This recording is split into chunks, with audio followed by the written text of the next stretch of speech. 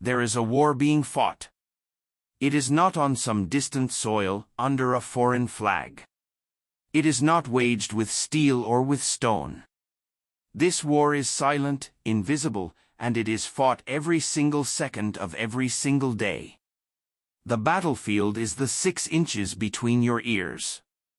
And it is the only war that truly matters. Because its outcome will not determine the fate of a nation, but the fate of your life. On one side of this battlefield stands the architect of your highest self. The voice of boundless potential, the whisper of courage, the unwavering belief in the masterpiece you were born to become. It is the part of you that saw greatness in the mirror as a child, before the world told you to be realistic. And on the other side stands the saboteur. The tyrant of your deepest fears. It is an army of ghosts, cloaked in the camouflage of logic and reason. It is the echo of every past failure, every criticism, every moment you fell short. It doesn't roar like a lion, it negotiates like a traitor. It speaks in your own voice, making its poison sound like your own wisdom. It is the voice that tells you, you're tired. Start tomorrow. It's the seductive logic that says, be safe. Don't risk it. What if you fail?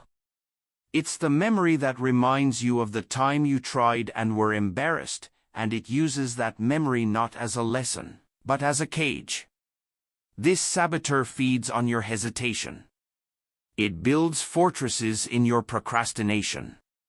It recruits soldiers from your self-doubt. It convinces you that the chains of your comfort are preferable to the glorious uncertainty of your growth. It will tell you that the dream is too big, the mountain is too high, the price is too steep. It will point to others who have tried and fallen and say, see? It's impossible. It will praise your caution and call it intelligence. It will celebrate your inaction and call it patience. And most people listen. Most people wave the white flag before the first shot is even fired. They sign a peace treaty with mediocrity, trading the vast territory of their potential for a small, protected patch of land called the familiar. They spend their lives living in a demilitarized zone, never truly winning, never truly losing, just existing. They die with their music still inside them, their greatest battles unfought, their true selves locked away in a prison of their own making. But you are not most people. The very fact that you are listening to this, that these words are resonating in your soul, means the architect inside you is still fighting. It means the king or queen within has not abdicated the throne. The war for your mind is not over. It has just begun. And your first act of rebellion, your first strategic strike against the tyrant of fear, is to simply recognize the war is real. To understand that the negative thoughts, the limiting beliefs, the whispers of "I can't," are not you. They are the enemy. They are insurgents trying to overthrow the rightful ruler of your mind. And today, you stop being a passive observer. Today, you become the commander. Today, you learn the art of this war, you master its strategies, and you fight. Not for survival, but for dominion. You don't just fight to a stalemate, you fight for unconditional surrender. You fight until every inch of that sacred ground between your ears is yours, and yours alone. This is not a battle for a piece of your life. This is the fight for your life. And it is a war you will win. But in that same arena, in that same mind where doubt builds its barracks, another power resides. It is a force so immense it has toppled empires, built cities from dust, and sent humanity to the stars. It is the raw material of creation itself. Napoleon Hill called it applied faith. You can call it belief. Not hope. Not a wish whispered into the wind. But a core-deep, bone-marrow conviction. A certainty that burns hotter than your fear, Belief is not something you find, it is something you build. It is forged in the furnace of your own mind, hammered into shape on the anvil of your will. It is the conscious, deliberate decision to starve your doubt and feed your faith. Look at the giants upon whose shoulders we stand. When Thomas Edison's laboratory, his entire life's work, burned to the ground, he did not see ruin. He stood with his son and said, "Go get your mother and all her friends. They'll never see a fire like this again." In the ashes, he saw not an end, but a chance to rebuild, free of his old mistakes. That is not optimism. That is belief. That is a mind that has been so thoroughly conditioned for victory that it interprets catastrophe as opportunity. He had waged the war in his mind for so long, the saboteur of despair had no voice left. 1,000 failures are not failures if the 1,001st attempt illuminates the world. But that 1,001st attempt is impossible without a belief that has survived 1,000 blows. When the world told the Wright brothers that man was not meant to fly, they did not argue. They retreated to their workshop. They were not deaf to the criticism, they were simply tuned to a higher frequency. The frequency of their own unwavering belief. Their faith was not in a machine of wood and cloth, it was in the unshakable certainty of their own calculations, their own vision, their own purpose. They won the war in their minds long before their flyer ever lifted off the sands of Kitty Hawk. The flight itself was just the world catching up to the victory they had already declared internally. This is the first law of winning the war. You must build a belief so absolute that the world has no choice but to conspire in your favor. But how? You do it through a process Hill called autosuggestion. You become the gatekeeper of your own mind. You consciously, deliberately, and relentlessly feed your subconscious mind with the truth of who you are choosing to become. You do not allow the stray dogs of negativity and media fear-mongering to wander into the sanctuary of your mind. You stand guard. You curate your inputs. You read the books that build you. You listen to the voices that empower you. You speak your goals into existence, not as future hopes, but as present realities. You write down your definiteness of purpose. You read it aloud every morning when you wake, and every night before you sleep. You close your eyes and you see the person you are becoming. You feel the emotions of your success now. You feel the pride, the gratitude, the power of having already achieved it. This is not make-believe. This is a strategic reprogramming of the most powerful supercomputer on the planet, your subconscious mind. You are overwriting the old code of "I'm not good enough" and "what if I fail" with the new, unbreakable code of "I am unstoppable" and "success is my birthright." At first, it will feel like a lie. The saboteur will scream, "Who are you kidding? Look at your bank account. Look at your past." And you will look that saboteur in the eye, and you will say with a calm, cold certainty, "You are a ghost. A relic of a past I no longer subscribe to. I am the authority here." And you will turn back to your task, feeding your mind with the vision of your victory. You do this again, and again, and again. With the relentless repetition of a blacksmith's hammer, you forge a new identity. The feeling of falsehood will fade. The voice of doubt will grow hoarse. And one day, you will wake up, and the belief will no longer be something you are trying to install. It will be the very lens through which you see the world. It will be the ground beneath your feet. It will be who you are. And from that place of unshakable belief, you can withstand any storm, overcome any obstacle, and achieve any aim. You have won the first, and most critical, campaign. You have established a stronghold of faith from which you will wage the rest of this war. A fire with no fuel to burn consumes itself. A belief with no target, no direction, is just aimless energy. It is a cannon without a target, powerful but useless, creating nothing but smoke and noise. The second great campaign in the war for your mind is the battle for clarity. You must move from the fog of vague desires to the crystal-clear, high-definition picture of a definite chief aim. The saboteur, the voice of mediocrity, thrives in ambiguity. It loves when your goals are fuzzy and non-committal, like, I want to be successful, or, I want more money, or, I want to be happy. These are not goals. They are daydreams. They offer no coordinates for your subconscious mind, no blueprint for your actions, no clear enemy to fight. To win, you must be precise. You must be specific. You must define victory in terms that leave no room for interpretation. Andrew Carnegie did not become one of the wealthiest men in history by vaguely wishing for success. He had a definite aim: to build a steel empire, to produce it at a certain cost, to dominate a specific market. His every action, every decision, every waking thought was aligned with that single, burning purpose.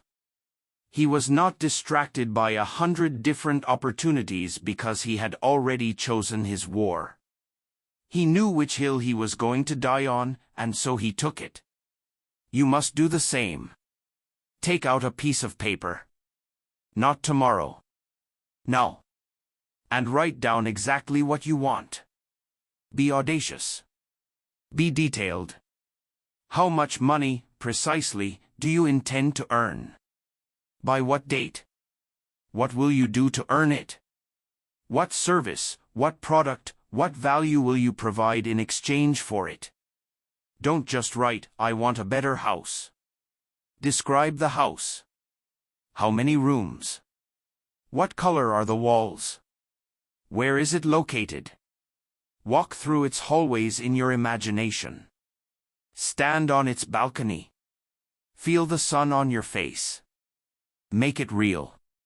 This act of writing, of defining, is a declaration of war on the forces of ambiguity. It is you, the commander, drawing the battle lines. You are telling your mind, this is the target. All resources, all energy, all focus will be directed here. Everything else is a distraction. This clarity acts as a filter for your life. Opportunities that align with your purpose will suddenly appear brighter, more vibrant. Distractions and time-wasting activities that do not serve your aim will become dull and uninteresting. People who can help you will gravitate towards you, drawn by the magnetic power of your certainty.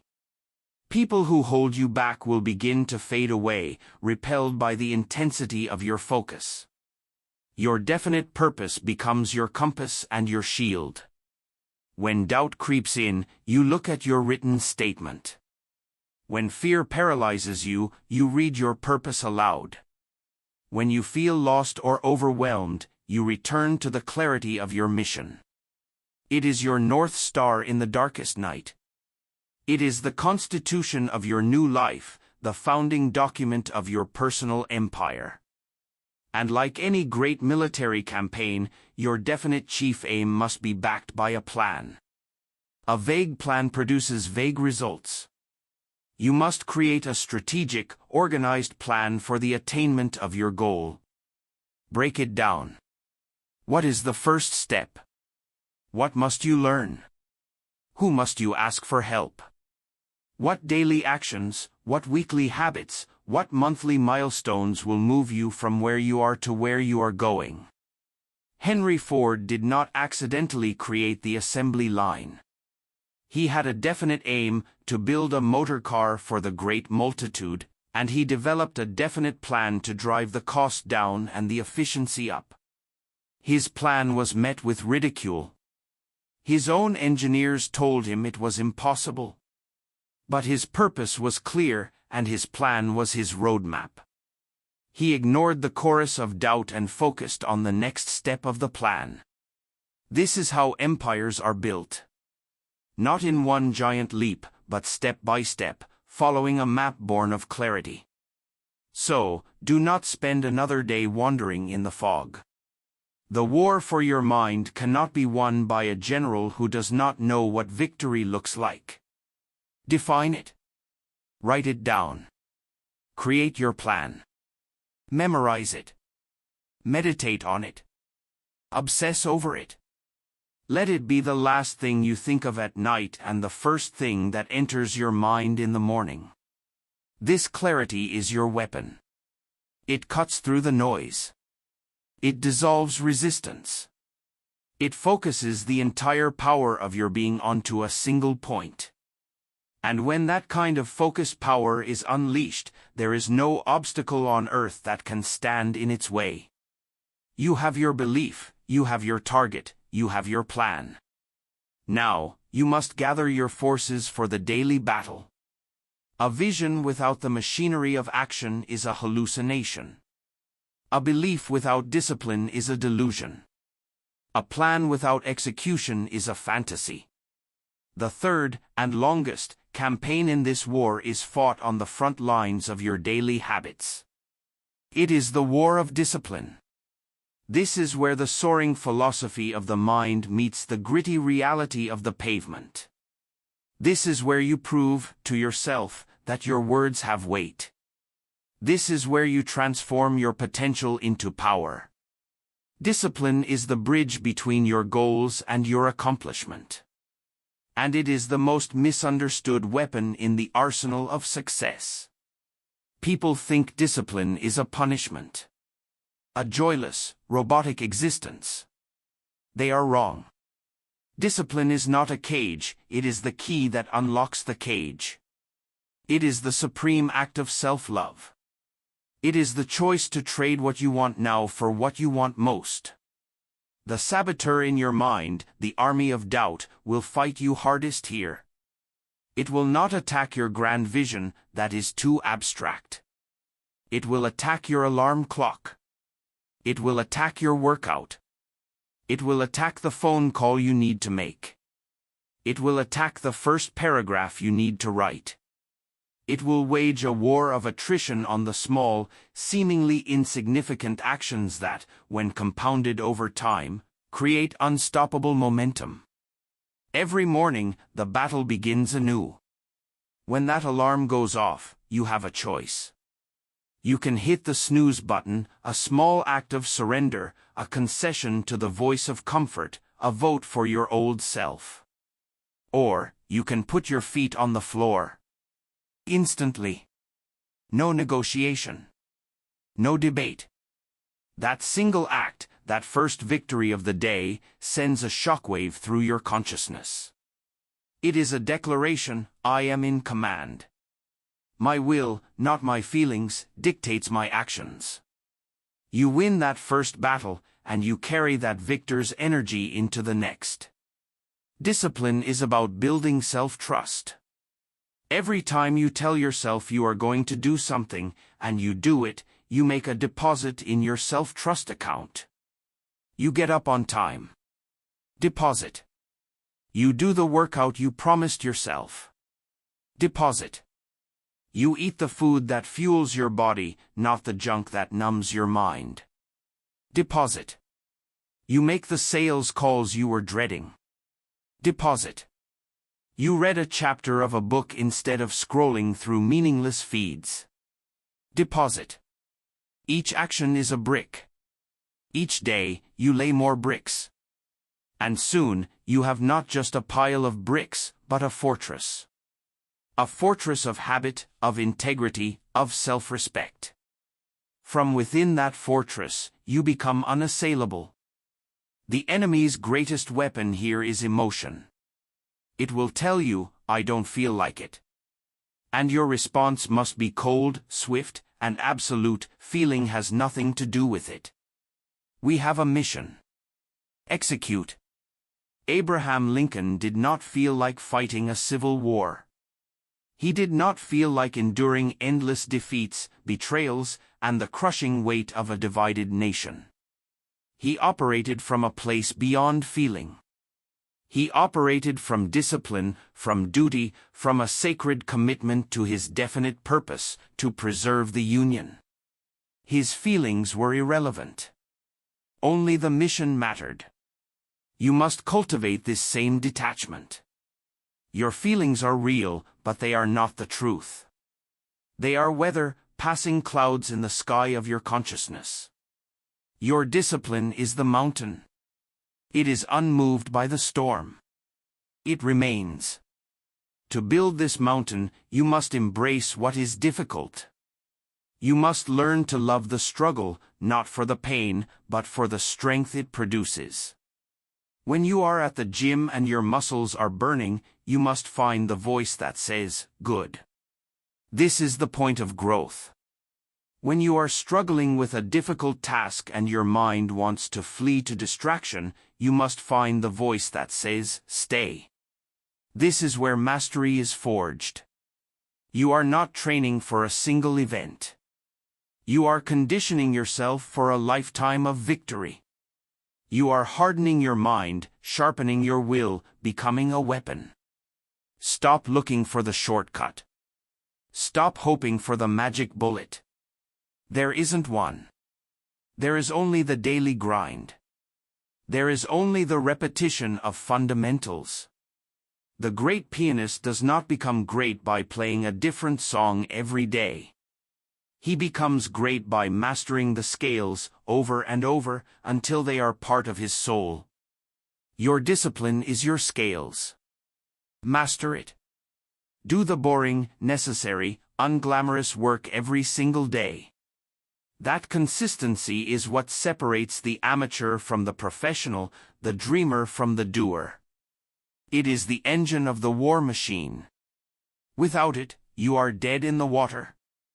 With it, your victory is not a matter of if, but when. The plan will shatter. The enemy will land a blow.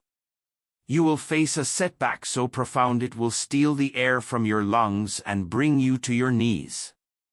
In the long war for your life, you will lose battles. This is not a possibility. It is a certainty.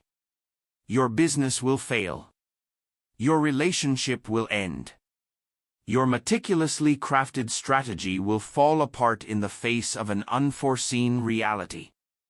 In that moment, when you are standing in the smoking ruins of your efforts, the saboteur will launch its most vicious assault.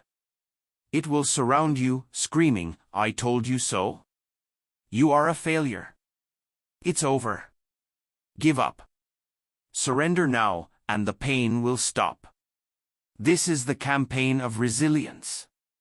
And how you fight it will determine the outcome of the entire war. Failure is not an identity. It is an event. It is data. It is the tuition you pay for your education in the school of achievement. Most people mistake a lost battle for a lost war. They internalize the failure. They allow the event to define them. The true victor, the master of this war, understands that defeat is temporary. It is a comma, not a period. Walt Disney was fired from a newspaper because he lacked imagination and had no good ideas. His first animation studio went bankrupt. He was told repeatedly that a mouse character would terrify women. He faced financial ruin and betrayal. After every single blow, the voice of doubt surely screamed in his ear. But the voice of his vision, the voice of his definite purpose, screamed louder. He did not quit. He did not surrender. He adapted. He learned. He got back up. Resilience is not about avoiding the fall, it is about the speed and grace with which you rise. It is the refusal to stay down. You build this resilience by changing your relationship with failure. You must learn to see it not as a judgment on your worth, but as feedback on your strategy. Your plan failed, not you. Your approach was wrong, not you. Take the lesson and discard the rest. Analyze the defeat with the cold, detached logic of a general reviewing battle footage. Where was the weakness? What was the mistake in intelligence? What was the failure in execution? Do not waste a single moment on blame, shame, or regret. Those are luxuries the saboteur wants you to indulge in. They are emotional quicksand. Instead, pour all your energy into one question: what is my next move?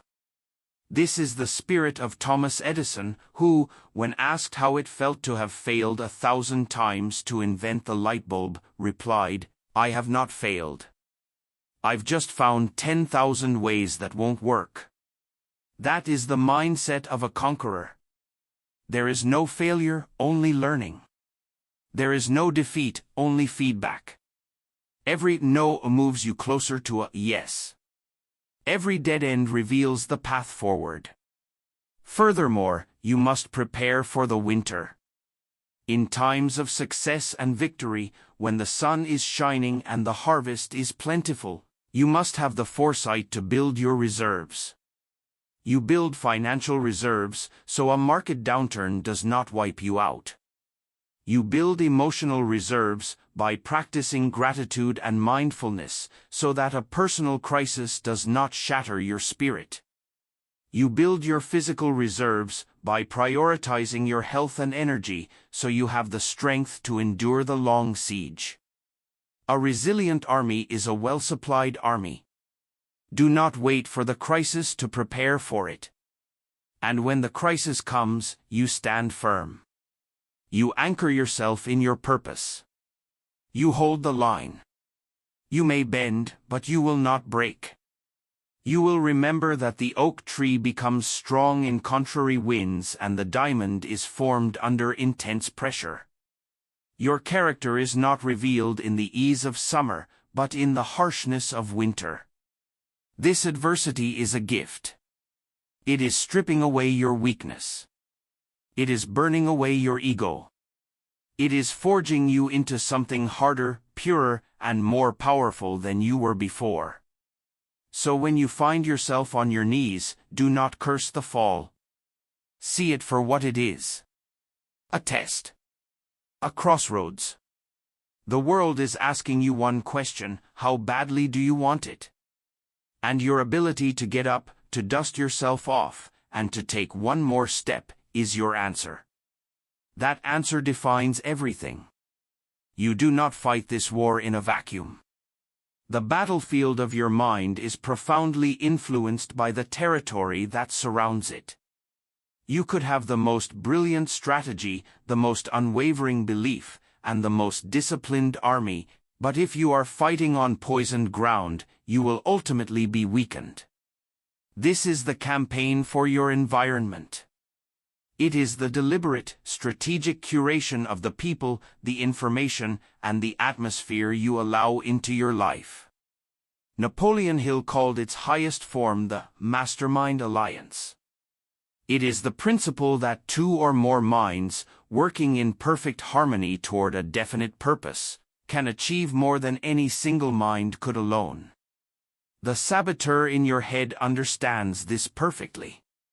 And so, it will surround you with its allies. It will pull you toward people who validate your excuses.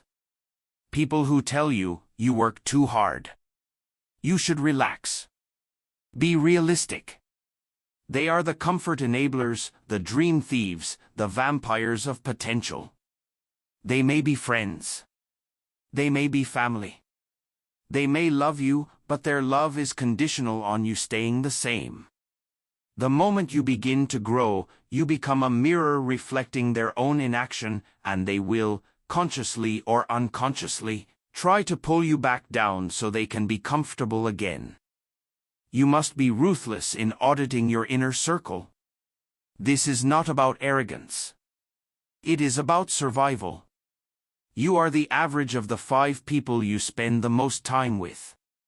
Their attitudes, their beliefs, their standards, their habits, they are contagious. If you surround yourself with cynical, complaining, and uninspired people, their poison will seep into your water supply. your defenses will weaken. The voice of the saboteur in your head will be amplified by a chorus of voices around you. Your task is to consciously seek out and build your own mastermind.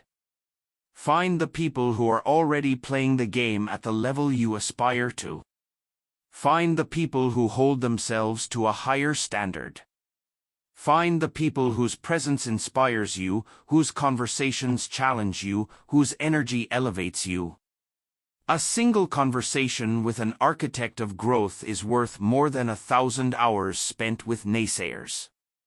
These people will not tolerate your excuses. They will hold you to your commitments. They will see your potential and demand that you rise to meet it.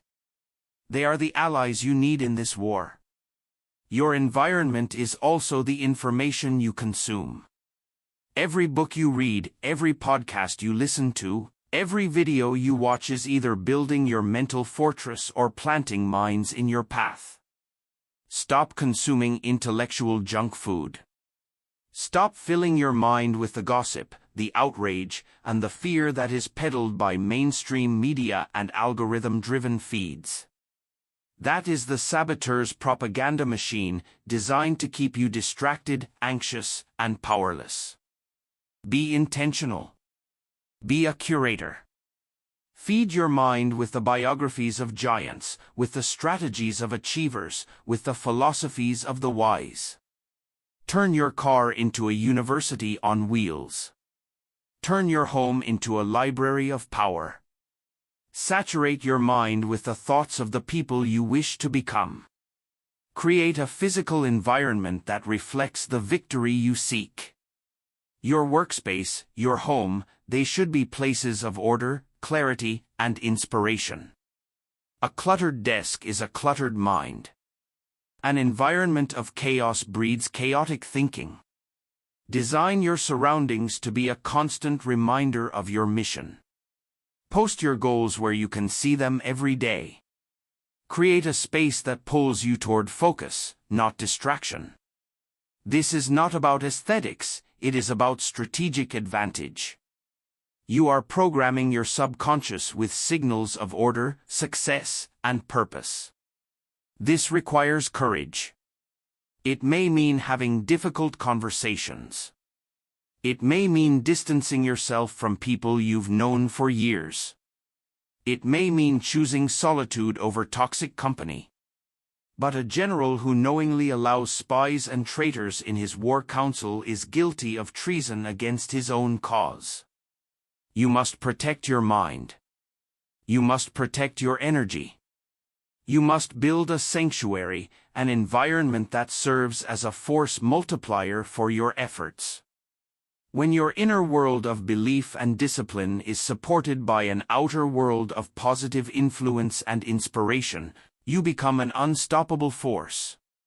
You create a virtuous cycle where your actions inspire your allies, and their support fuels your actions. This is how you stack the deck in your favor. This is how you ensure that the war is not just fought, but won. The war is not won on some future day when you finally cross a finish line. The final victory is not an event, it is a realization. It is the moment you understand that the war was never about vanquishing an external enemy. It was always about claiming the throne of your own consciousness. It was about recognizing that the saboteur and the architect, the doubt and the belief, were never two equal opposing forces. The doubt was a shadow. It had no power of its own. It only existed in the absence of your light. The final act of this war is to become the light. It is to so fully integrate your belief, your clarity, your discipline, and your resilience that you no longer see them as strategies you are employing, but as the very essence of who you are. You don't use discipline, you are disciplined. You don't practice belief, you are a believer. You don't fight for your purpose, you are your purpose in motion. This is the state of being that the great masters achieve. When you look at a titan like Carnegie, a visionary like Ford, a leader like Lincoln, You see men who were no longer at war with themselves. They had achieved a state of inner alignment. Their thoughts, their feelings, their words, and their actions were all flowing in one powerful, harmonious current toward their definite aim. The internal civil war was over. All the nation's resources were now directed outward toward the conquest of their goals. This is your ultimate destiny in this fight. To arrive at a place of peace. Not the false peace of mediocrity, which is merely a ceasefire with your own potential. But the true peace of a sovereign ruler who is in absolute command of his own kingdom. From this place, fear does not vanish, but it no longer has a vote. Setbacks do not cease, but they no longer have the power to define you. The world's noise does not stop, but it no longer penetrates the walls of your inner citadel. You will walk through life differently. Where others see problems, you will see opportunities. Where others feel anxiety, you will feel anticipation. Where others are paralyzed by the fear of failure, you will be propelled by the certainty of your growth. You will become a cause, not an effect. A creator of circumstances, not a creature of them. This is the ultimate power, the grand prize of this war. The ability to write your own script, to compose your own symphony, to build your own world, first in the mind, and then in the material realm. So today, right now, declare the war over. Not through surrender, but through ascension. Rise to that higher level of consciousness where you see the truth. The power was always yours. The saboteur was a phantom you allowed to haunt you. The limits were illusions you agreed to believe. Take a deep breath. Feel the power that resides in you. The same power that has built every cathedral, written every masterpiece, and sparked every revolution. It is your birthright. Stand up. Assume the posture of the person you have fought to become. See the world through their eyes. Make decisions from their wisdom. Act with their courage. The battle is not won with a final, desperate charge. It is won with a quiet, confident, unshakable shift in your own identity. You are the commander. You are the architect. You are the king. The war in your mind is over because you have finally realized you were always the one in charge. The throne was always yours. Now, command.